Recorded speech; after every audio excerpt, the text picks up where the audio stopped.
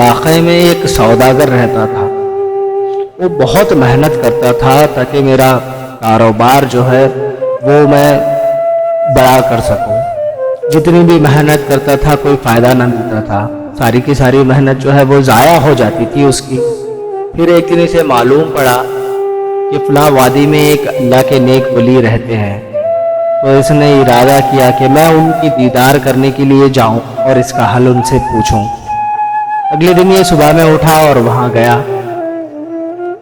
بابا جی جو ہے اس حالت میں بیٹھے ہوئے تھے، درخت کے نیچے خداوند قدوس کے ذکر میں مصروف تھے اور ان کا سر جو ہے زمین کی طرف تھا. وہ کسی کو سر اٹھا کر نہیں دیکھتے تھے. تو یہ اپنا سارا دکھڑا جو ہے وہ بیان کرتا ہے کہ حضرت جی میری پریشانی اس طرح ہے. تو آپ بابا جی جو ہے سر اٹھائے اور فرمایا، بیٹا ناپ تول میں انصاف کر. اور پھر جو ہے سر نیچے کرے، ذکر الہی میں مصروف ہو گئے.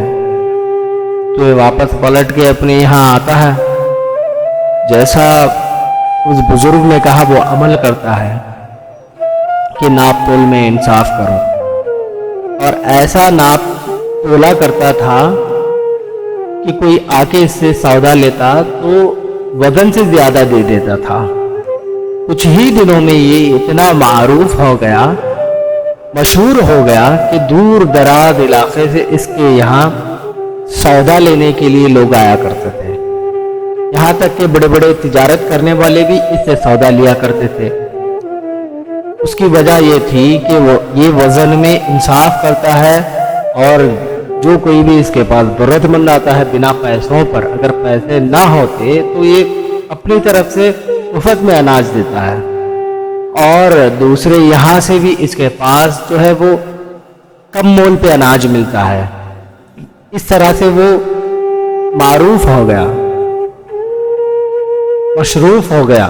وہ اتنا مشہور ہو گیا کہ دور دراز علاقوں سے لوگ اس سے سودا لیتے تھے. اس نے پھر اتنا پیسہ کمایا کہ وزن کرنے والے جو ترازو کے پتھر تھے وہ بھی سونے کے بنا لیے.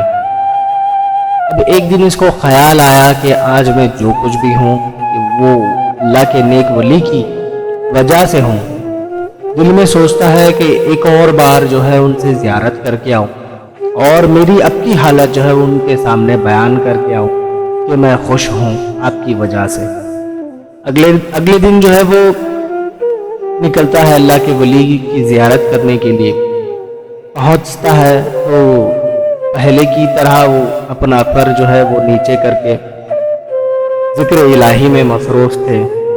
ادب سے سلام عرض کرتا ہے، بیٹھتا ہے اور کہتا ہے، بابا جی آج جو کچھ بھی ہوں میں وہ آپ کی وجہ سے ہوں. آپ نے بتایا تھا کہ ناپ تول میں انصاف کر، تو آج میری حالت یہ ہے کہ وزن کرنے والے پتھر بھی میں سونے کے بنا چکا ہوں. یہ میری طرف سے آپ کے لیے ہدیہ ہے. ادب سے جو ہے وہ آپ کے پاس پیش کرتا ہے. تو بابا جی سر اٹھائے اور فرمایا، بیٹا ان پتھروں کو لے جا اور بہتے ہوئے پانی میں پھینک دے. اتنا کہہ کے ذکر الہی میں پھر سے مصروف ہو گئے. اب اس کی ہمت نہ تھی کہ دوبارہ کچھ پوچھوں. یہ واپس پلٹ کے آیا، بہتا ہوا پانی کے پاس ایک ندی تھی، وہاں پانی بہتا تھا. اس کو پسند نہ تھا کہ یہ پتھر میں پھینکوں، یہ تو سونے کے ہے. اس کا دل تو بالکل بھی نہیں چاہتا تھا کہ یہ میں پتھر پھینکوں. پھر بھی سوچتا کیا ہے کہ میں آج جو کچھ بھی ہوں تو ان کی وجہ سے ہوں. اسی لیے ان کی بات انہوں نے جیسا کہا مجھے میرا فرض یہ بنتا ہے کہ میں ویسا کروں. اس نے بہتے ہوئے پانی میں وہ پتھر پھینک دیے اور واپس اپنے پاس آ گیا اپنے علاقے میں. چند دن گزرنے کے بعد میں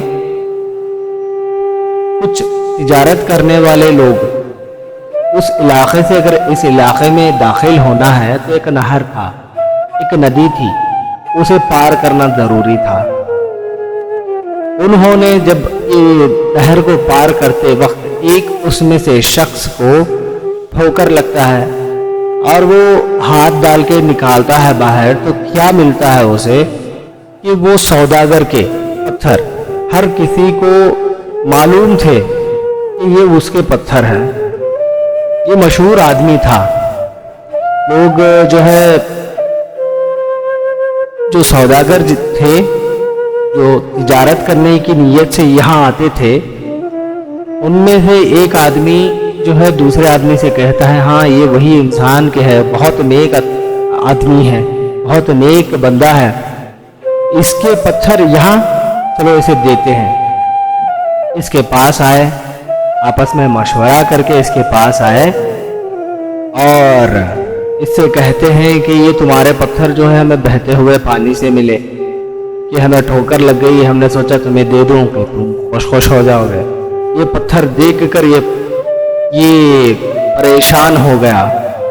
ابھی وہ تجارت کرنے والے بات ہی کر رہے تھے، وہ پتھروں کو لے کر بھاگتا ہوا اس اللہ کے نیک ولی کے پاس پہنچ گیا کہ پورا ماجرا پہلے گیا، سلام عرض کیا کہ پورا ادب سے بیٹھ گیا، پورا ماجرا وہ آپ سے بیان کرتا ہے کہ بابا جی قسم خدا کی ہے، میں نے تو پتھر وہ پھینک دیے، لیکن آپ جس کی قسم بولے میں اس کی قسم کھانے کے لیے تیار ہوں۔ میں حقیقت میں یہ پتھر بہتے ہوئے پانی میں پھینک دیا تھا، لیکن مجھے معلوم نہیں یہ پتھر واپس پھر سے میرے پاس، یہ تجارت کرنے والے میرے پاس لے کے آئے، اور خوف سے کہتا ہے بابا جی میں سچ کہتا ہوں، میں بہتے ہوئے پانی میں یہ پتھر کو پھینک دیا تھا آپ کے کہنے پر، لیکن پھر سے ایسی حالت ہو گئی، انہوں نے مجھے لا کے یہ پتھر واپس کر دیے۔